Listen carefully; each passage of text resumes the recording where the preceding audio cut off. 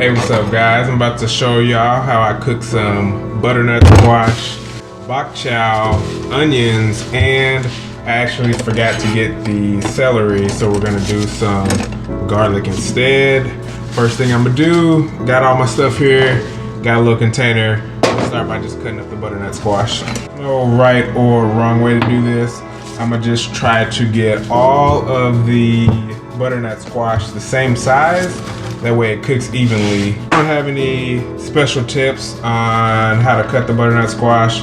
I just try to be as safe as possible. If you are new to cutting, then you might want to look up some videos. I've already cooked this meal a couple times before, and I've cut up lots of vegetables before, so I am for sure gonna be all right. After you cut them all up, you can go back and look and see if any of them are not the same size, but I already see some that are a little bit bigger than the other ones, so I'm gonna do that right now. I normally scoop out the insides and I'll put that in a smoothie.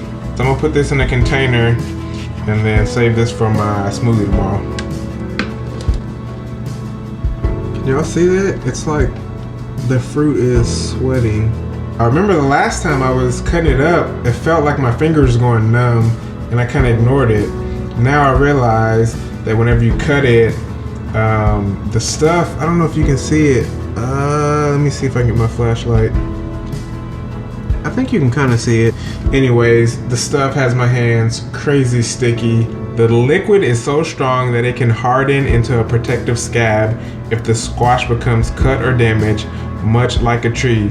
This sap has the same effect on the skin.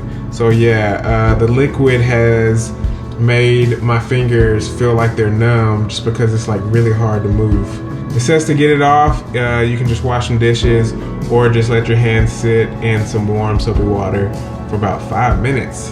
Yikes. All right, now I'm gonna cut up the onions. I do have some other videos where I kind of slow down and talk about how to cut up the onions, but since I've already done that, I'll just put the onion cutting video in the link below. Same thing with the garlic.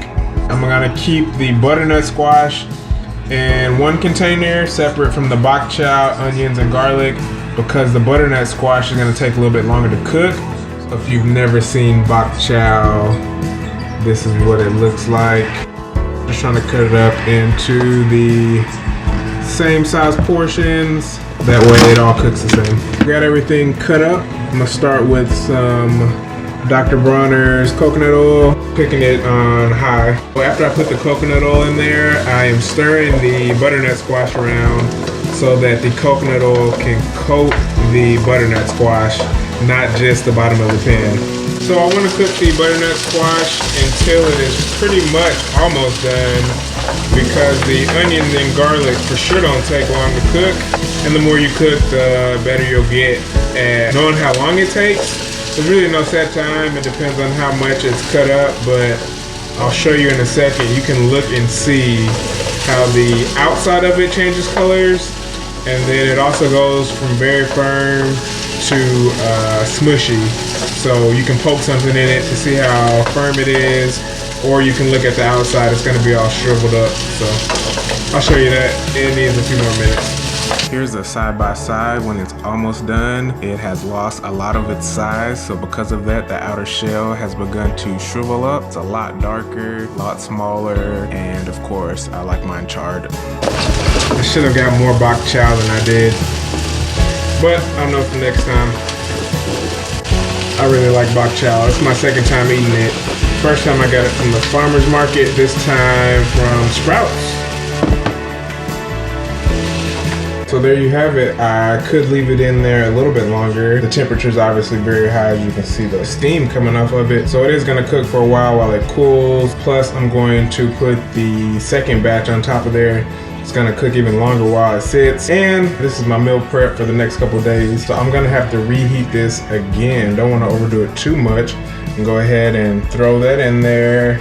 Throw that back on the skillet, and I guess that's about it.